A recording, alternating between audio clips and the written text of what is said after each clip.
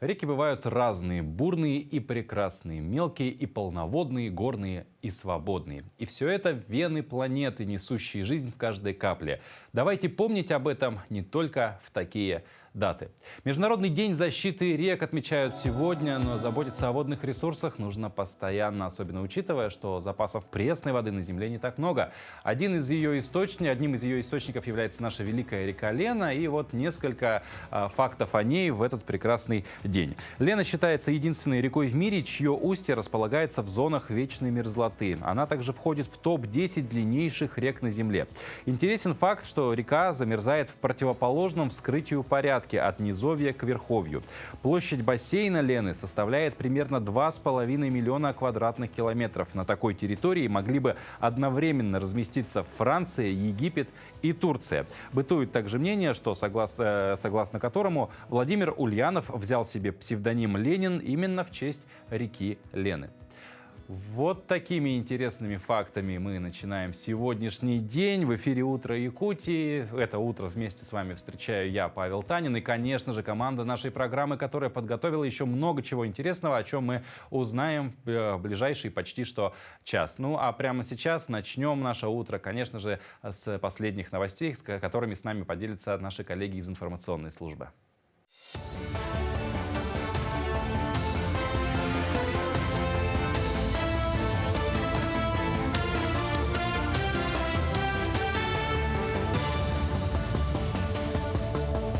Доброе утро. Далее расскажем о самых заметных событиях к этому часу.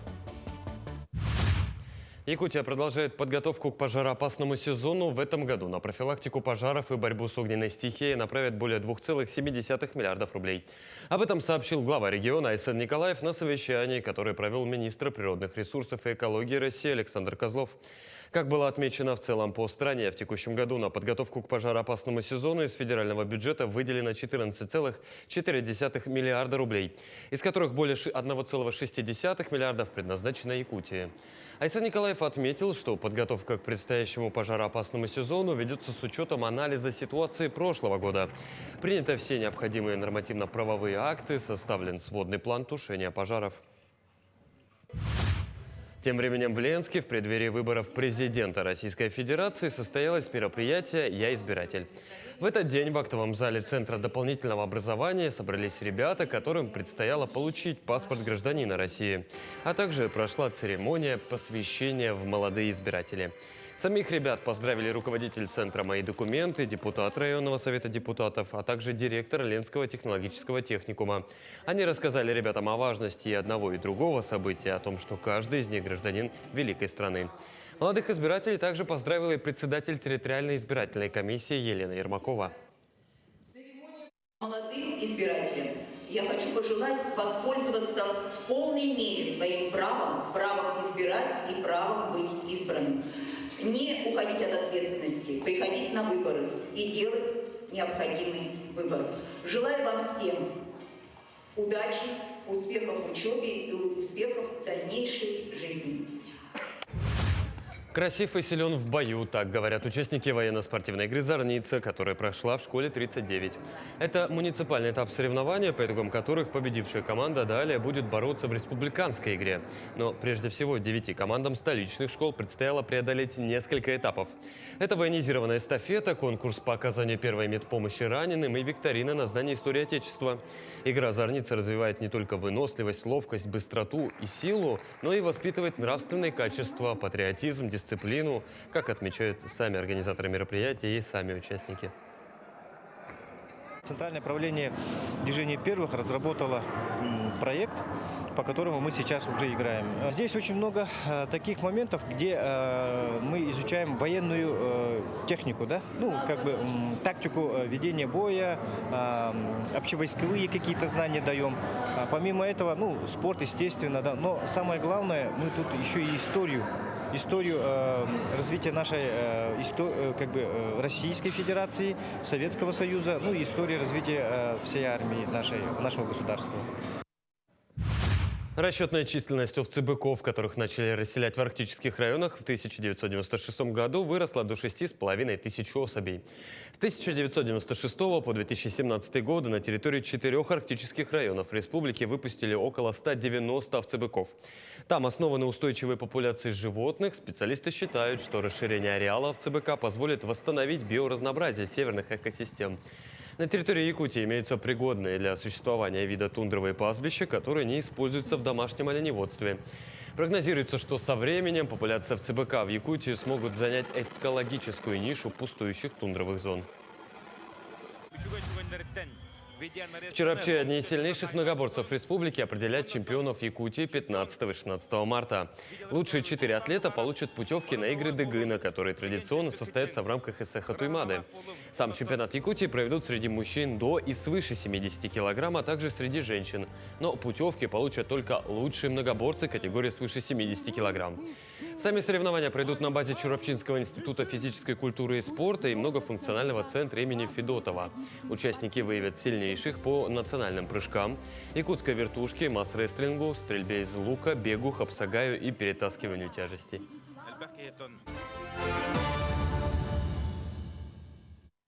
О последних новостях узнали. Пришло время заняться подготовкой к дню сегодняшнему. Вот завтрак общепризнанно является главным приемом пищи человека. Отчасти это от того, что наш организм за день может спокойно переработать все, что попало в него утром. А следовательно, объемы съеденного маловероятно могут сказаться на фигуре. Но и опять же, перебарщивать не стоит. И вот, например, один краснодарец потреблял до 16 тысяч калорий в день. Правда, потом взял себя в руки, похудел на 170 килограмм и стал фитнес-тренером. А действительно необычные истории похудения расскажут коллеги. Александру из Краснодара 45 лет. Однако, по словам мужчины, жить он начал только в 40, когда сбросил 170 килограммов за 2 года. На кадрах краснодарец занимается силовыми тренировками в фитнес-зале, а также показывает фотографии из прошлого в своем максимальном весе в 270 килограммов, на которых его с трудом можно узнать. Он рассказал, что в возрасте 8 лет он попал в Боткинскую больницу с заболеванием, после которого необходимо было соблюдать специальную диету. Однако маленький Александр имел слабость к мучному и сладкому, а родные только потакали его пристрастия, из-за чего вес мальчика стал расти. В 8 лет переболел Боткина, и необходимо было постоянно держать себя в руках. Но ребенок, я был первый внук, избалованный ребенок. Хотелось все время что-нибудь вкусненького, сладенького. Очень много мучного ел. И так со временем я 11 класс закончил, весил 125 килограмм. По словам Александра, он начал понимать, что нужно что-то менять, когда у него появлялись не только трудности при малейших физических нагрузках, но и серьезные комплексы из-за внешнего вида. Несмотря на бесконечные попытки похудеть с помощью различных диет и ограничений, мужчине не удавалось долго держать результат. И после непродолжительного периода Александр возвращался к привычному образу жизни. Я очень много потреблял килокалорий. Я бывало ел 10-12 раз в день, там, до 15 раз в день, и калорийность доходила, я так в среднем подсчитывал, и 14-15, до 16 тысяч килокалорий доходил. Здесь мне уже вес мой далеко за 200 килограмм. Большой вес не помешал Александру жениться. Он отметил, что его главным мотиватором стал именно сын, который с возрастом все чаще упрекал отца и просил измениться. Бывшую свою жену ни в чем не обвиняю, она терпела того человека максимальное время, которое могла терпеть, но в конечном итоге ее нервы закончились, и она рассталась со мной, попросила тоже, говорит, я не смогу, то есть, действительно, я стал обузой для своей семьи на тот момент, и мне пришлось уехать, переехать в другое место, жить в другой город и попробовать начать жить заново, потому что я обратился к врачам, и врачи после обследования на тот момент сказали, что жить мне от нескольких месяцев до полугода. Именно эти слова врачей стали спусковым крючком, и он начал активно стремиться к заветной цели – жизни без лишнего веса. За первые 3 месяца вот чисто на гречневой крупе, на куриной грудке и на салатах фрукты были, но очень редко. Я там яблоко мог в день съесть, киви, какие-то фрукты употреблял, но не так часто, да. Но все-таки это калорийность 750 килокалорий. За первые 3 месяца на такой диете я сбросил 42 килограмма. За 11 месяцев я сбросил 100 килограмм. В результате продолжительной диеты и отсутствия спорта у мужчины развилась анорексия. Александр признался, что порой ему приходилось силой заставлять себя съесть хоть что-либо. Позже мужчина решил добавить в свою программу физическую активность. Пришел я в зал, вес у меня был чуть меньше 150 килограмм. Ну, как раз вот эти 100 килограмм я сбросил. Стал ходить, 2 месяца я стал просто ходить на дорожке постепенно. Для меня 500 метров давались прям очень тяжело. 500 метров, километр, 2-3. И так 2 месяца я только ходил на дорожке. Потом стал подключать силовые упражнения, гантельки, гирьки. И вес стал уходить. Благодаря физическим нагрузкам вес Александра начал уходить быстрее, но килограммы обвисшей кожи все еще оставались. Клиники пластической хирургии в Краснодаре отказались удалять лишнюю кожу героя, называя операцию опасной для жизни. И только в одном из московских медучреждений мужчине согласились помочь. Кожа огромных размеров была. Стал вопрос о том, что необходимо эту кожу удалить. Я стал подыскивать в Москве клинику и врачей, которые могли бы взяться за такую сложнейшую операцию, потому что кому я не показывал все то, что предстоит удалить, люди в шоке были, врачи такого не видели. Но во всяком случае в России на тот момент. Приехал в одну из клиник, я там... Ребят, посмотрите, что сможете вообще сделать. И они проконсультировались, посовещались, говорят, в принципе, да, можно вам помочь, можно это все сделать. После проведенной операции гемоглобин Александра сильно снизился, и он попал в больницу, где пережил клиническую смерть. Вскоре после этого он заразился COVID-19. В результате герой вновь впал в кому, из которой ему удалось выйти лишь благодаря упорству врачей. Сейчас Александр вернулся в строй и даже работает в спортзале. Мужчина обучился на фитнес-тренера и теперь помогает людям справиться с комплексами и стать лучшей версией себя. Вот и наглядное подтверждение того, что физические нагрузки также являются залогом хорошего самочувствия, стройной фигуры и энергии. Все это можно получить также из утренней зарядки, которую сейчас мы сделаем вместе с нашим спортивным инструктором. Доброе утро, друзья! Сегодня у нас парная тренировка, и мне поможет мой сын Оскар. Ну что, начинаем?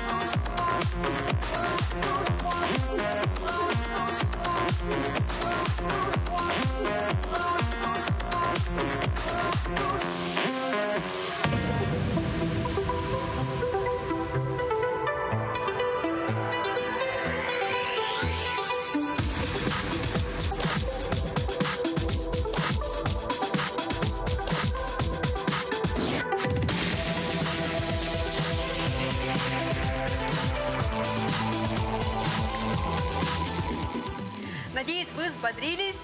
Желаю всем отличного дня!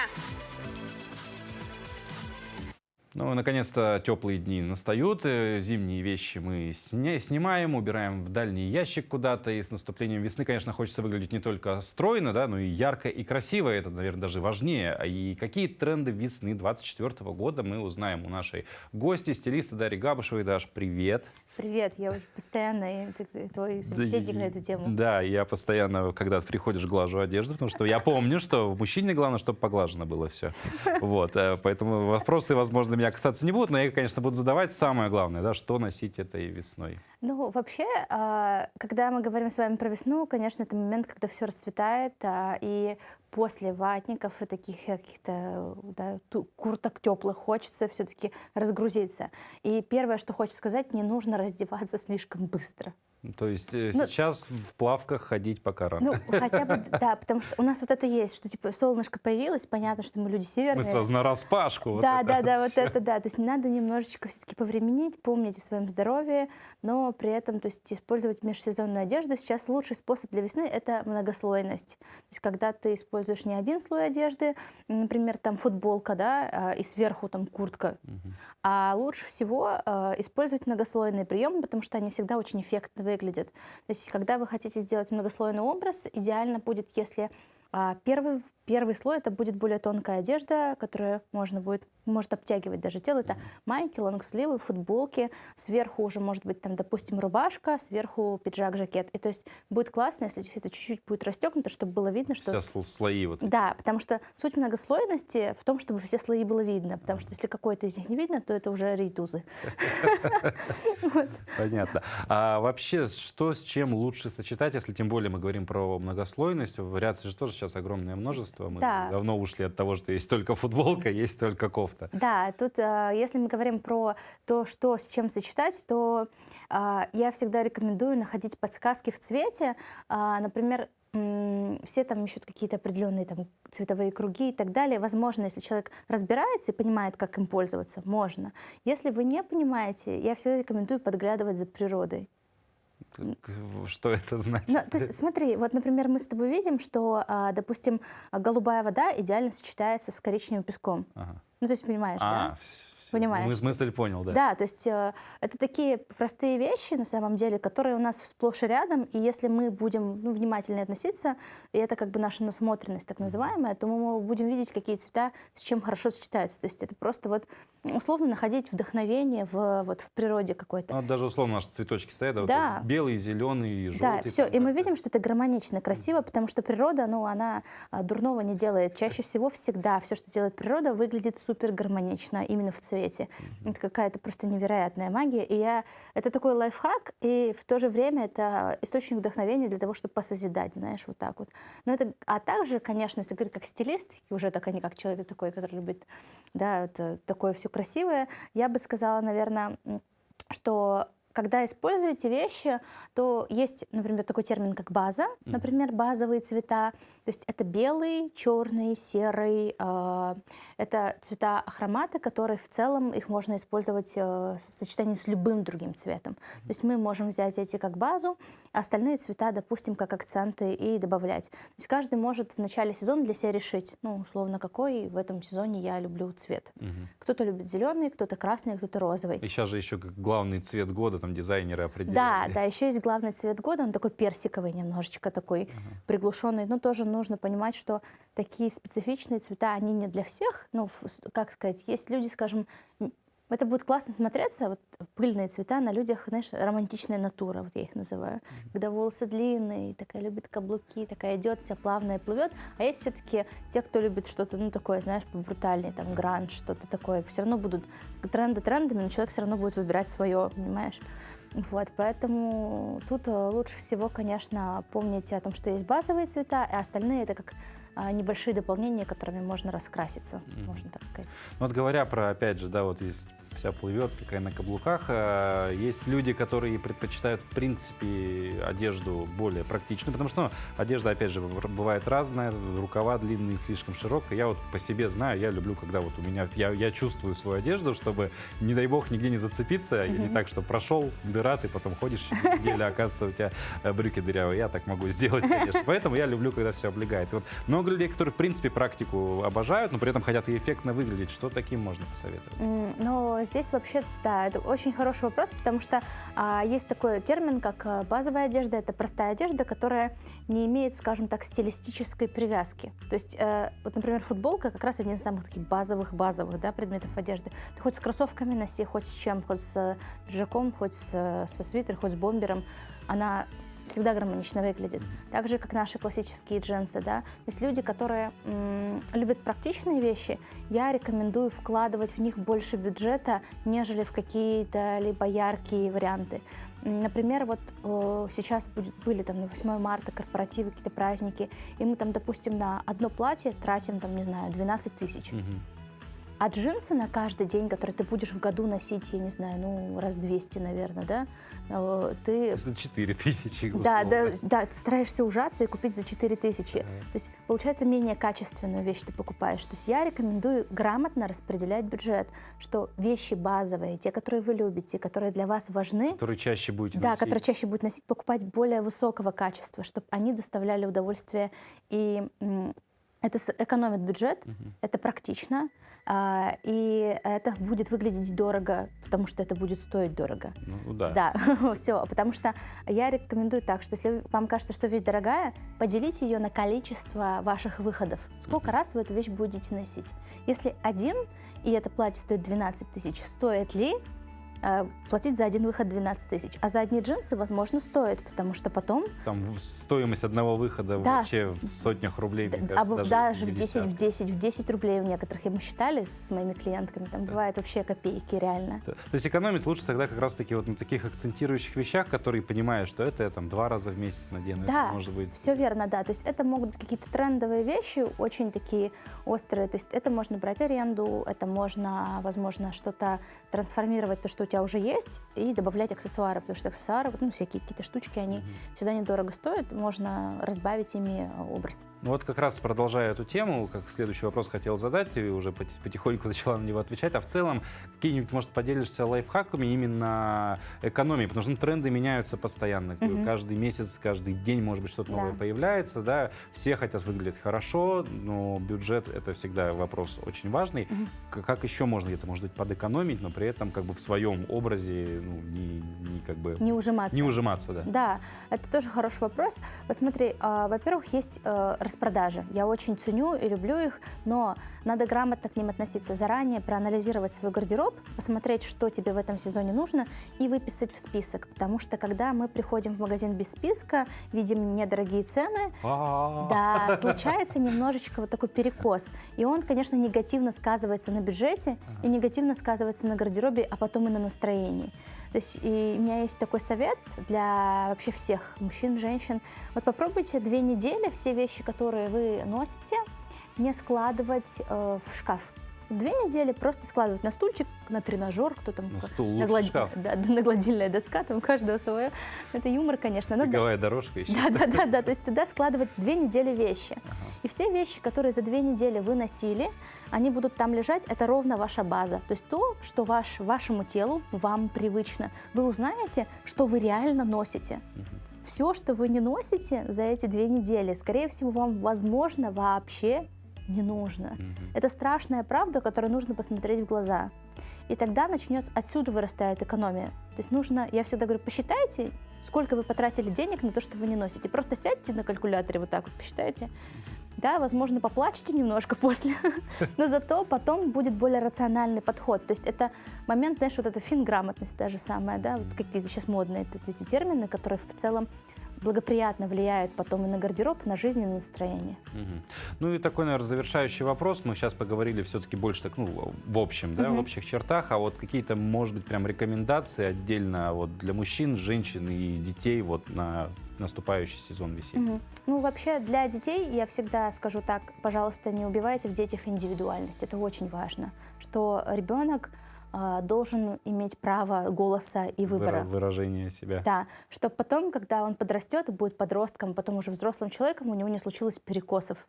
Вот мне запрещали, а теперь я вот. А вот теперь мне 40, я в красных мокасинах. Ну да, или что-то еще. То есть, либо человек так ужмется и всю жизнь будет ужиматься. Ну, то есть не бояться реализоваться. Потому что одежда — это же всего лишь вещи, можно сказать. А если мы говорим про женщин, конечно, там у нас, как всегда, огромный список всего, но нужно отметить, что сейчас в моде многослойность. Прошу заметить, это прямо сейчас активный тренд, надо его использовать, потому что он практичный и красивый.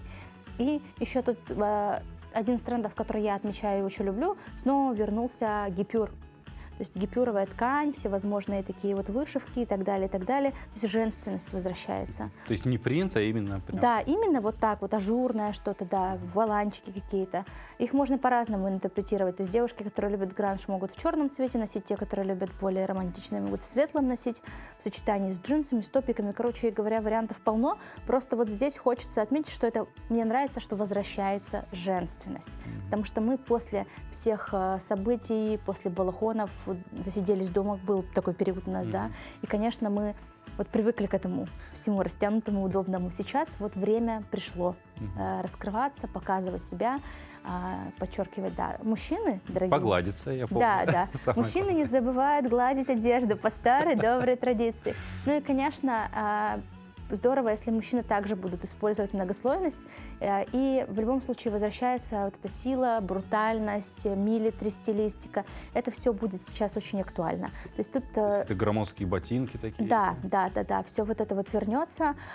Конечно, есть разные тренды. Есть как вот интересно, что мужчина такой лавирующий, наверное, все-таки выпускают все это под мужчин, то есть что мужчины бывают разные. То есть и на узкие брюки тренд, есть и на очень широкие, такие, да, безразмерные, как вот было там хип-хоп, все дела, там вот это то есть, в принципе, вот мужские тренды, они всегда... Да, они такие, потому что мужчина все-таки это мужчина. Что дали, то надел, в том пошел.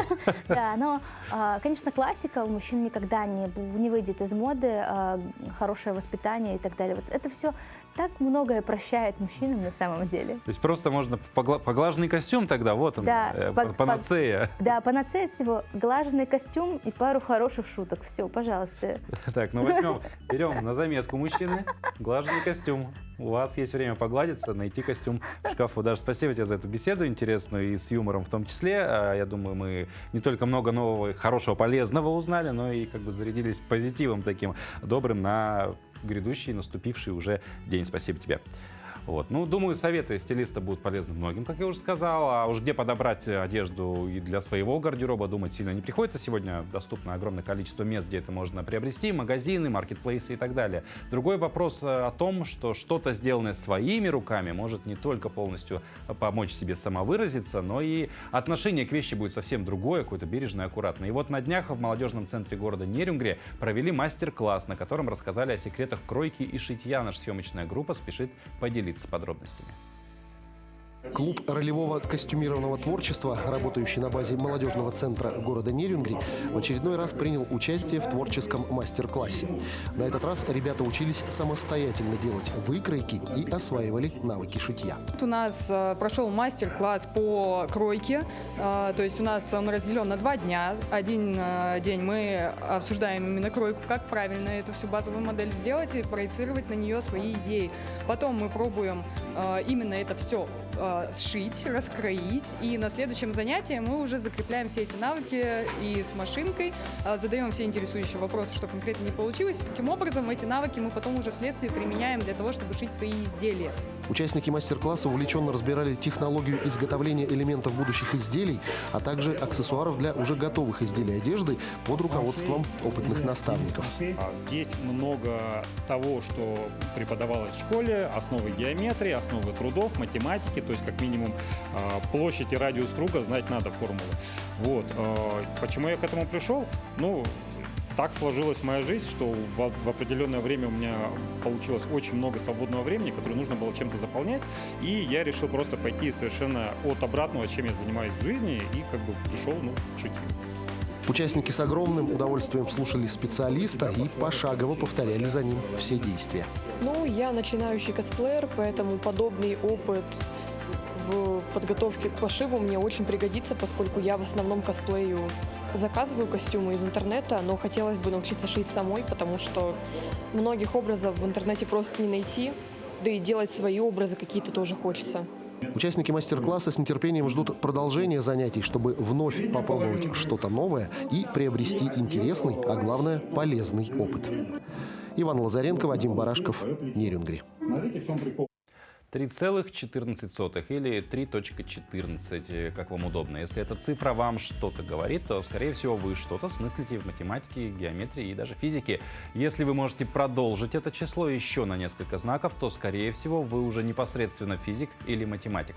День числа π отмечают ежегодно 14 марта. Впервые его отметили в 1988 году в Сан-Франциско. А придумал этот неофициальный праздник годом ранее физик из Сан-Франциско Ларри Шоу, который подметил, что в американской системе записи дат, а я напомню, она у них выглядит, пишется сначала месяц, потом число, день 14 марта читается как 3.14, совпадает, собственно, с первыми разрядами числа π, 3.14.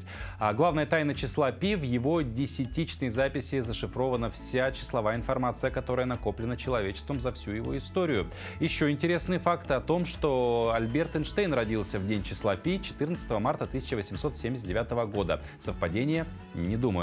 А русский и советский математик, физик и педагог Яков Исидорович Перельман придумал мнемонический прием, позволяющий воспроизвести число π с 11 знаками после запятой. Учи и знай в числе известном за цифрой цифру, как удачу примечать. Если выписать количество букв в каждом слове, которое я только что произнес, то получим нужный результат. А о других знаменательных датах сегодняшнего дня узнаем далее.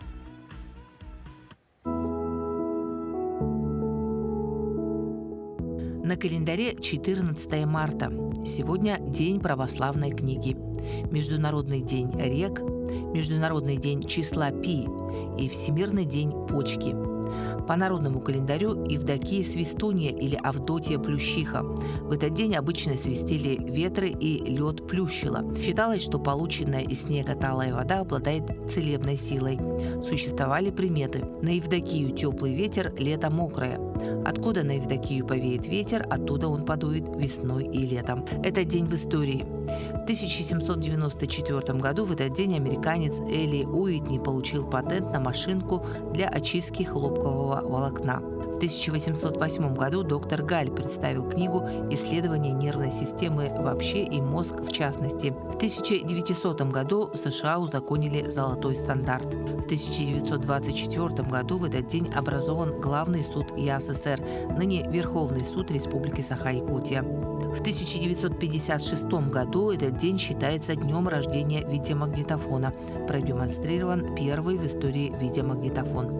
В 2004 году главой Российской Федерации повторно избран Владимир Путин. В этот день родились Иоганн Штраус, австрийский композитор, скрипач и дирижер; Пауль Эрлих, немецкий врач, бактериолог, основоположник химиотерапии, нобелевский лауреат; Альберт Эйнштейн, немецкий физик, один из основателей современной физики, нобелевский лауреат; Николай Королев, советский спортсмен-боксер, заслуженный мастер спорта и тренер; Василий Песков, советский российский писатель, журналист, путешественник, телеведущий; Наина Ельцина, российский общественный деятель, первая леди России.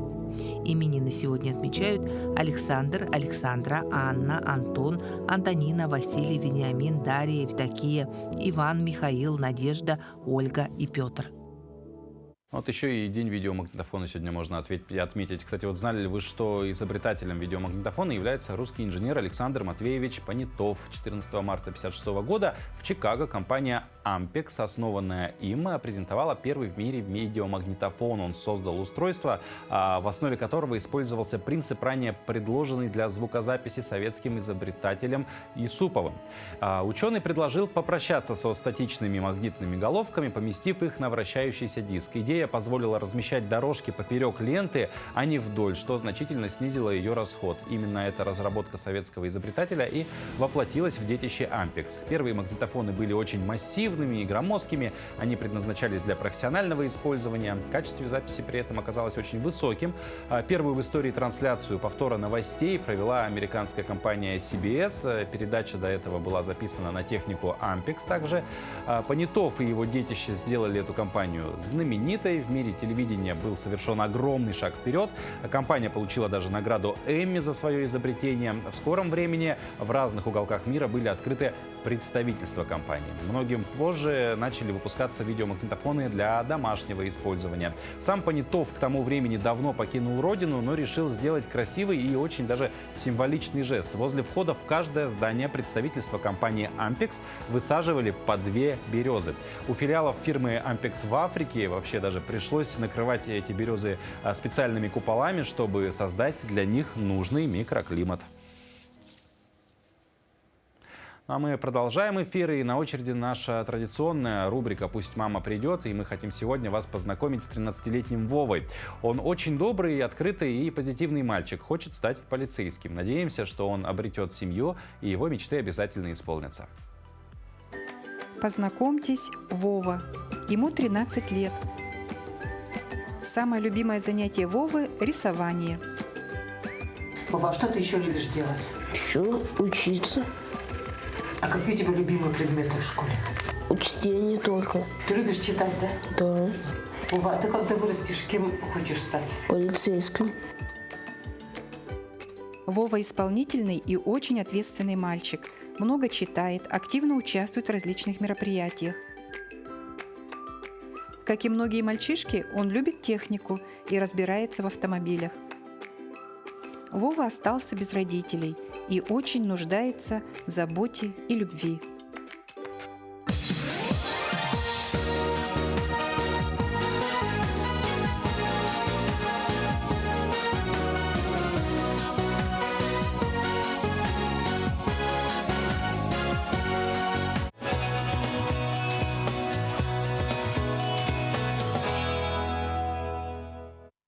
Ну, а весна, как уже говорили не раз, время смены гардероба. Но прежде чем убирать зимние вещи на дальнюю полку, желательно их почистить, постирать, в целом подготовить к длительному хранению. И сегодня в рубрике «Полезные советы» узнаем, как постирать вязаную шапку.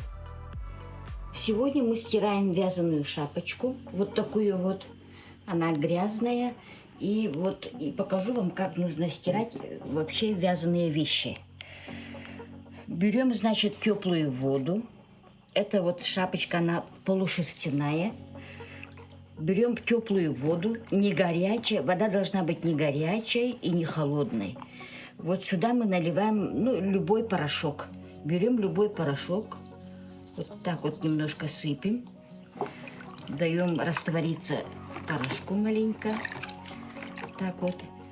Шапочку погружаем в воду и стираем. Вода должна быть теплой. Комнатной температуры желательно.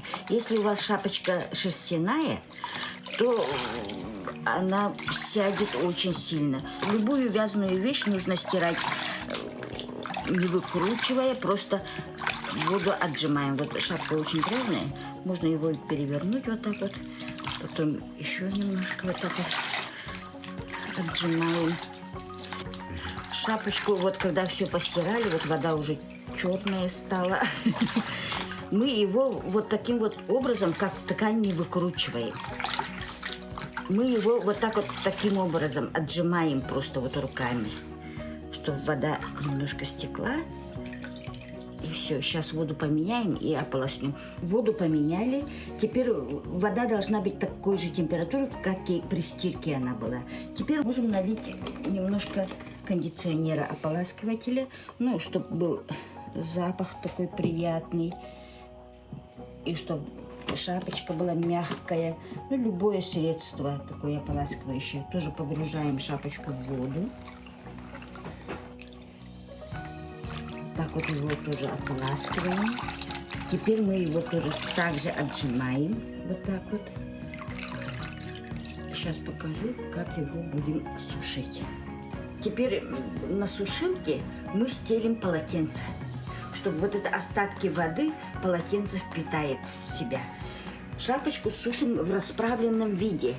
И сушим таким образом, чтобы она, как вы одеваете его. Если шапочка с отворотом, например, вот так вот, да, то его с этим вот с отворотом так и сушим.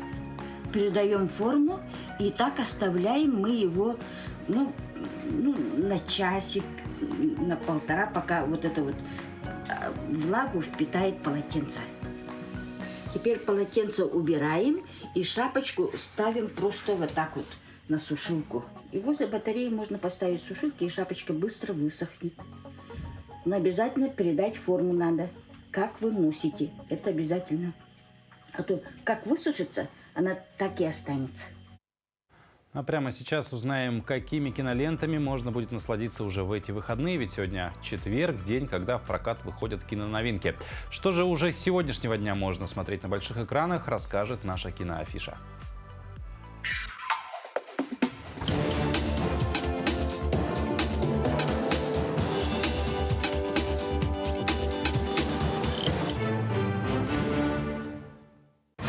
Встречайте! Популярный московский писатель Николай Рябинин! Мама в больнице, Коль. Смотрите в кинотеатре «Центральный» с этого четверга. Это он матери прислал. Брат твой. Он же в Таиланде. Позывной «Пассажир». В основу сюжета лег роман Александра Проханова «Убийство городов». В центре истории молодой писатель Николай Рябинин, который живет в столице, проводит вечера в модных заведениях и не особо интересуется повесткой дня, пока не узнает от родителей, что его брат, с которым он давно рассорился, пропал без вести на Донбассе. Николай отправляется на поиски, не подозревая, что эта миссия навсегда изменит его жизнь. Надежда всегда есть. Как мама? Привет и передай. Я люблю вас.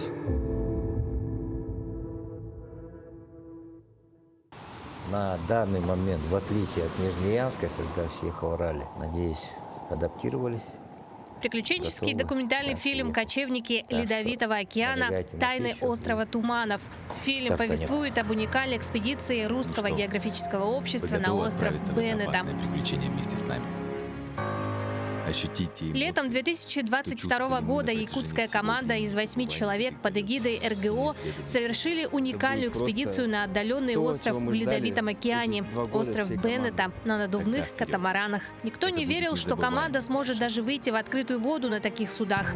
На деле они смогли пройти по морям почти 900 километров, построить на острове спасательное депо, установили православный крест, священное якутское серге, чем защитили национальные границы России в Арктике. И столько же пути прошли обратно до материка. Арктические земли.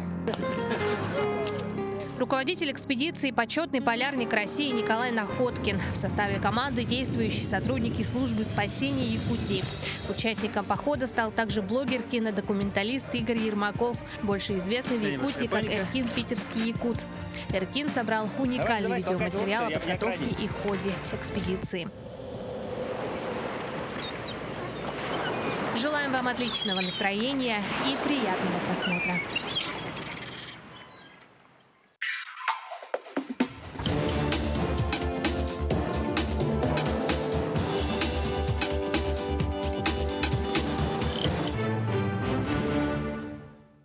А прямо сейчас передаем слово нашим коллегам из информационной службы. Они расскажут о последних новостях.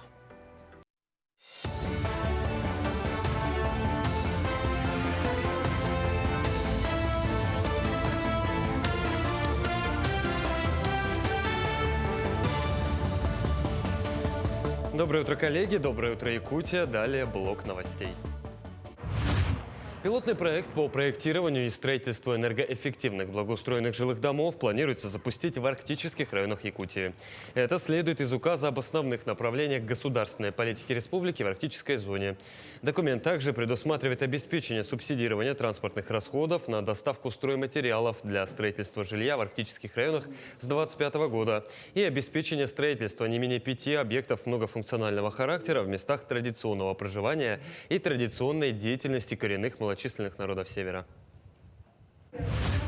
Стартовал гражданский форум «Современные реалии. Время действовать», который посвящен Году детства в Якутии, Году семьи в России. Одной из баз проведения форума стала школа номер 39, где проводится одно из направлений под названием «Будущее начинается сегодня». В стенах библиотеки представители общественных организаций провели мастер-классы, круглый стол на тему патриотического воспитания, а также книжную выставку, посвященную участникам специальной военной операции. Кроме этого, каждый желающий мог принять участие в благотворительной акции и принести пряжу для дальнейшего вязания чехлов для нужд участников специальной военной операции. Все изготовленные изделия будут направлены в зону проведения спецоперации. О мастер-классах, если говорить, то мастер-классы, которые проводят общественное движение «Боевые шелкопряды Якутии», добровольческое движение, они проводят мастер-класс по изготовлению маскировочных сетей, нашлемников.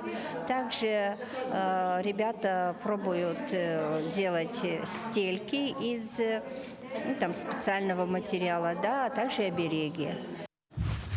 В рамках реализации программы газификации Якутии будут подключены к газу жители 30 населенных пунктов в Алданском, Ленском, Нерюнгринском и Алекминском районах республики.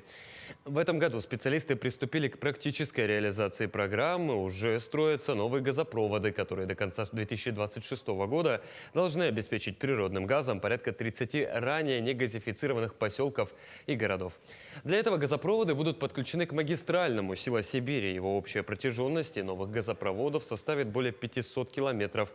Для подключения более 8 тысяч домов якутян. План благоустройства береговой линии озера Сайсары разработан в соответствии с мастер-планом Якутска, который был утвержден президентом России Владимиром Путиным. Работы на участке возле спорткомплекса «Триумф» завершат к международным спортивным играм «Дети Азии» уже этим летом. Полное благоустройство набережной вокруг озера планируют к 2025 году. Общая стоимость проекта благоустройства озера составляет около 450 миллионов рублей. В данное время на первом этапе работы начаты работы по укреплению берега, а также планируется создание единой системы пешеходных и велосипедных дорожек с зонами отдыха вдоль всей территории вокруг озера. Государственный театр оперы и балета представит оперу, которой 125 лет со дня первого представления. 16 марта на сцене театра состоится оперный спектакль Николая Римского-Корсакова «Царская невеста». Сама опера основана на одноименной драме Льва Мэя и рассказывает историю любви между Марфой и Григорием, которая разворачивается на фоне исторических событий и интриг при дворе Ивана Грозного. Сюжет отличается глубиной и сложностью, яркими и выразительными музыкальными образами, которые переносят зрителей в атмосферу царской Руси и придают спектаклю неповторимый колорит. Драматическая опера была написана в 1899 году и является жемчужиной русской классической музыки. Сам спектакль состоится в 3 действиях с приглашенным дирижером, заслуженным деятелем искусств Республики Башкортостан Германом Ким. Основана на 2 контрастных темах. А в центре это трагическая судьба Марфы также. То есть это контрастом идет сразу. Начинается увертюра большая оперы, и тут зритель уже понимает, насколько это вот такая масштабная громадина. То есть 2 контрастирующих темы начинают. Первая тема — это стремительная, драматическая, событийная. То есть вот идет как мельница. И контрастом идет светлая, прозрачная, нежная тема Марфы. То есть еще не знающий беды. Это были все новости к этому часу. Хорошего дня и оставайтесь с нами.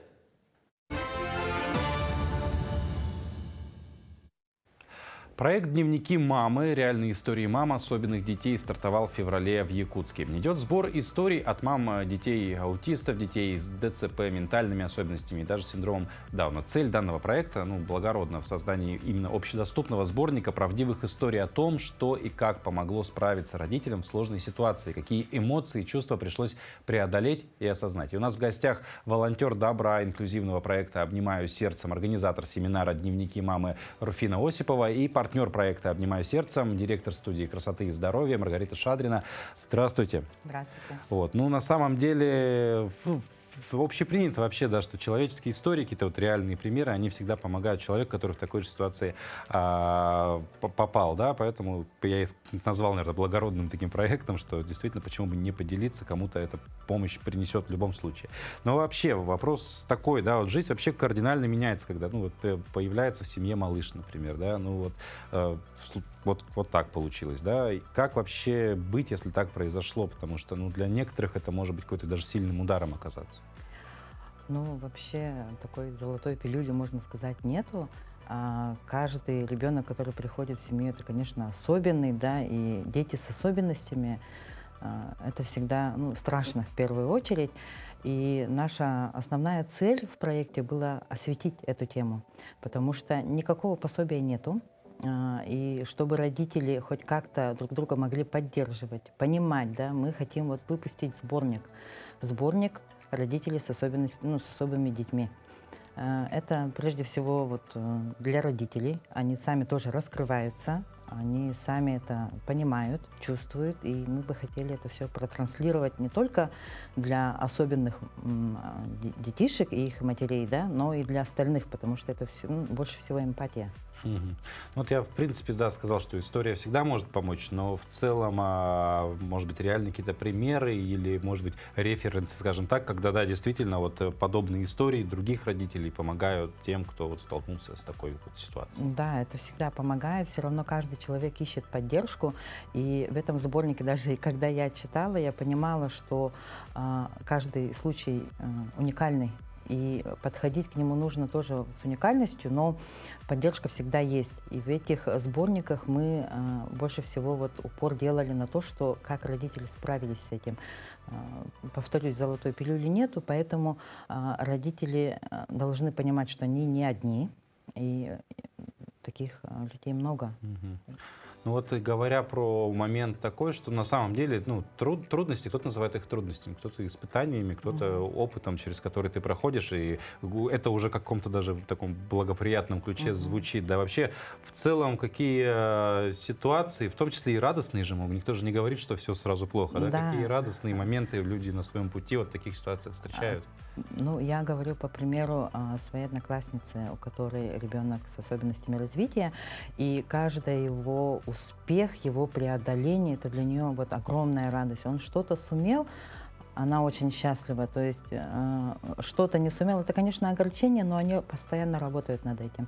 И наши партнеры, да, которые с нами работают, наши ангелы добра, которые подключаются, это база 4 сезона, детская студия Карлсон, Николай Муа, Лэш, наши мастера, студия Лэш, они все подключаются и все помогают на добровольной основе. Мы никого не зазываем, они сами находят и сами вот каким-то образом хотят помочь изменить ситуацию. Также очень нам помог Евгений Николаевич Григорьев, глава города. Он нам лично подарил картину 2D тактильную на концерте. Очень сильно тоже сопереживает и помогает. Поэтому мы как бы всем городом вовлечены, но как-то все вот издалека и все в курсе как бы. Поэтому так вот все. Ну, перейдем непосредственно к семинару, да, вот дневники мамы. О чем семинар будет, какие темы будут затронуты, любой ли человек может прийти на него, принять участие? Да, любой человек может прийти. Наша основная вот тоже цель – это привлечение родителей и детей, чтобы они больше раскрывались. Когда мы собирали дневники, мы столкнулись вот с огромной проблемой того, что родители очень закрыты и тяжело вот все переживают. И мы хотим вот на семинаре вот больше раскрыться, показать себя и дать понимание того, что это нормально. Потому что есть нормотипичность, есть ненормотипичность. Да и мы должны понимать, что это все, это жизнь, и мы должны ее принимать такой, какой она есть, и должны друг другу помогать. Это просто альтруистично. Но вот с этой точки зрения на семинар может прийти любой. Имеет ли смысл, допустим, прийти, опять же, да, придут родители. Может быть, имеет смысл прийти и тем, кто долго думал какое-то добро в этой жизни нести, да, и он с такой историей сам как бы не сталкивался, но хочет помочь. Для них что-то будет организовано. Какая-то, может быть, тоже площадка, там, как помогать, как делать добро. Нет, они обычно нас находят сами. Вот как Маргарита к нам пришла, да, то есть просто по велению желания они заходят, говорят, мы хотим помочь. И все как-то вот так вот на доверительных, чистых таких отношениях у нас все происходит. Ну вот как раз, Маргарита, хотелось бы вас спросить, вы партнером проекта являетесь, как к этому пришли, также сами нашли, пришли, какой-то зов сердца был? Да, здравствуйте.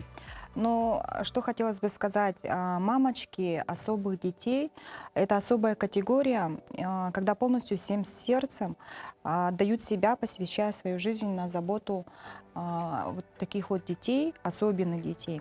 И мы, как никто другой, мамы всего коллектива салона «Айкон», понимаем, насколько они жертвуют собой. И нам бы хотелось в весенние дни, в преддверии весны, помочь мамочкам таким вот, да, что хотелось бы подарить заботу таким мужественным женщинам. Когда я спросила своих мастеров, они всем коллективом поддержали и даже не сомневались на минуту и решили каждая подарить частичку заботы. И зная, насколько тяжело этим мамочкам приходится. Поэтому вот от салона коллектива «Айкон» хотелось бы, чтобы какая-то частичка заботы о мамочках все-таки дошла. Ну, это вы прямо так перед коллективом вышли, вот есть такая идея и все. Нет, у нас как бы совещание на планерке, написала в группу, девочки, вот такой вот есть проект, кто желает. И не то, что была, конечно, удивлена, я как бы знала, что девочки всегда отзывчивые, и они все, вот буквально все отозвались, сказали, мы вот поддержим наших мам, мы знаем, как им тяжело. Не каждая, может позаботиться там вовремя о себе, да. И наш салон вот полный спектр окажет этим мамочкам. Вплоть до визаж, укладка, макияж, Здорово. любые услуги, все мастера. Браво только вашему коллективу, раз это и решение, собственно, общее было. Ну и завершая беседу такую, да, мы вот упомянули, да, что как-то так и у нас добродетели где-то вроде бы в стороне нам помогают, все так разрозненно. Есть ли сегодня в городе, может быть, в республике прям какое-то, или, может быть, имеет смысл создать какое-то такое сплоченное сообщество вот людей, объединенных одной вот этой темой, скажем так? Ну, конечно, есть смысл в этом, да, но не хотелось бы кого-то вот прямо силой затаскивать, да. Человек должен сам принимать решения в этом, и вот как Маргарита тоже со своим коллективом, со своими девушками подходит к этому процессу, мы бы точно так же хотели организоваться. То есть люди сами находят, сами приходят и сами по велению души это все делают. А от этого у нас проект вот такой вот прям светлый-светлый, и мы вот хотим прям что-то вот кардинально изменить. Да. Не, правильно, когда от чистого сердца идет и по своему желанию, это всегда дорогого стоит. Это как бы, когда одно дело там условно заставили там просто для чего-то, а когда вот прям желание, это всегда хорошо. Спасибо за эту беседу. Хорошо провести этот семинар. Вообще в целом успехов и вам, и в работе, и вообще сегодня хорошего дня просто. Спасибо. Вот. А мы на этом с вами, дорогие друзья, прощаемся. Завтра в это же время, в этой же студии мы вновь будем встречать уже завтрашний день. Ну, а пока самое главное, сегодняшний день провести с улыбкой, энергично и, конечно же, достичь всех целей, которые вы сегодня себе поставили. А чтобы это сделать, конечно, нужно день хорошенько распланировать. Минут 10 у вас на это еще есть, поэтому дерзайте. До завтра.